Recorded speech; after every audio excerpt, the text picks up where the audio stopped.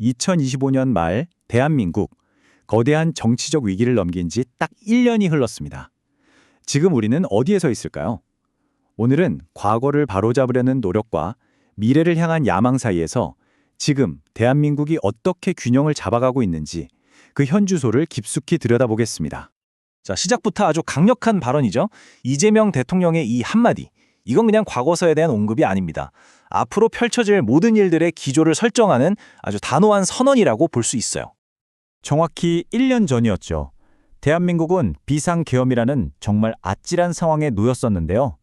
1주년이 된 지금, 그날의 충격파는 여전히 우리 사회의 근간을 흔들고 있습니다.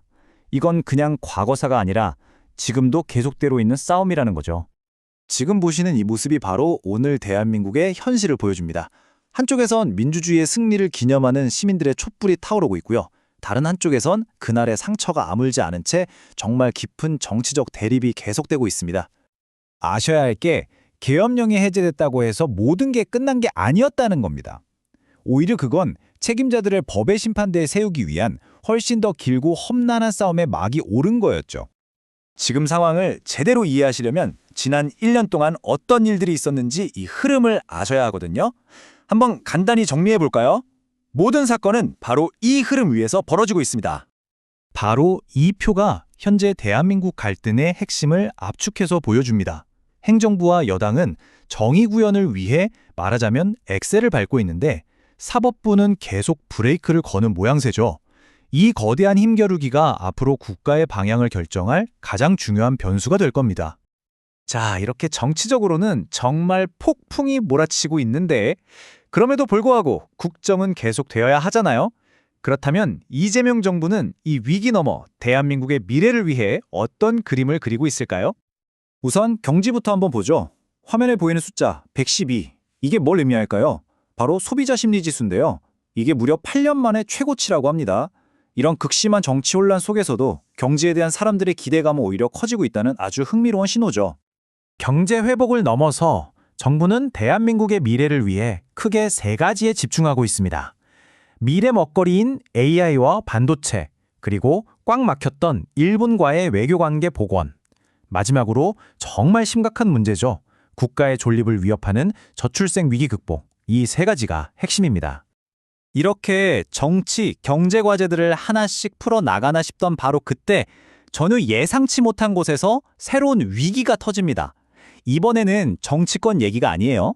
우리 모두의 이야기, 바로 일상생활을 파고든 문제였습니다. 3,370만 명, 어마어마한 숫자죠. 이게 그냥 정보가 유출됐다는 걸 넘어서요. 우리나라 인구의 대다수가 잠재적인 범죄의 표적이 될 수 있다는 정말 무서운 얘기거든요.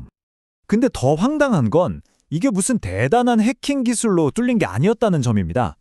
개발자 한 명의 마스터키, 그러니까 모든 문을 열 수 있는 만능 열쇠가 그냥 유출된 거예요. 그걸로 그냥 들어온 거죠. 더 심각한 건 오랜 동안 데이터가 조금씩 빠져나가고 있었는데 아무도 몰랐다는 겁니다. 이건 명백한 인재죠. 상황이 이렇다 보니 한 전문가는 이런 비유를 들더군요. 보안이 동네 카페 화장실보다 못했다. 정말 신랄하죠. 이 한마디가 거대 IT 기업에 대한 국민의 신뢰가 어떻게 한순간에 무너졌는지를 다 설명해 주는 것 같습니다. 이 전례 없는 사태는 우리 사회 전체에 아주 근본적인 질문을 던지고 있습니다. 한 기업이 이렇게까지 실패했을 때 그 책임은 어떻게 물어야 하고 피해자들은 또 어떻게 보호받아야 할까요? 이 문제에 대한 해법으로 크게 두 가지 모델이 거론됩니다. 바로 미국식 모델과 현재 한국의 방식이죠. 미국은요, 징벌적 손해배상이라고 해서 기업이 잘못하면 실제 손해액보다 훨씬 더 큰 돈을 물게 해서 아예 그런 잘못을 저지를 생각을 못하게 만들어요.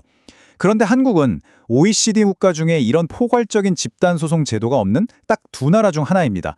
소비자가 힘을 쓰기 어려운 구조인 거죠. 자, 지금까지 우리가 본 계엄 사태라는 과거의 문제, 그리고 쿠팡 사태라는 현재의 위기, 이 두 가지가 결국 하나의 큰 질문으로 모아집니다. 과연 이 정부는, 그리고 우리 사회는 이 복잡하게 얽힌 과제들을 동시에 해결해 나갈 수 있을까요? 지금 정부가 처한 상황이 딱 이런 모습입니다. 과거를 바로잡아야 하는 무거운 과제가 한쪽 발목을 잡고 있고 또 다른 쪽에서는 언제 터질지 모를 새로운 위기들이 계속 밀려오고 있죠. 이 사이에서 균형을 잡는 것, 어쩌면 이게 지금 대한민국 리더십의 가장 큰 시험대일지도 모릅니다. 그래서 마지막으로 이 질문을 던져봅니다. 과거를 청산하는 것과 미래를 만드는 것, 이 두 가지는 과연 동시에 해낼 수 있는 일일까요? 아니면 하나를 위해 다른 하나를 잠시 미뤄둬야 하는 걸까요? 정답은 없겠죠. 하지만 이 거대한 질문에 대한 답을 찾아가는 과정이야말로 2025년 말 기로에 선 대한민국의 모습을 가장 정확하게 보여주는 게 아닐까 싶습니다.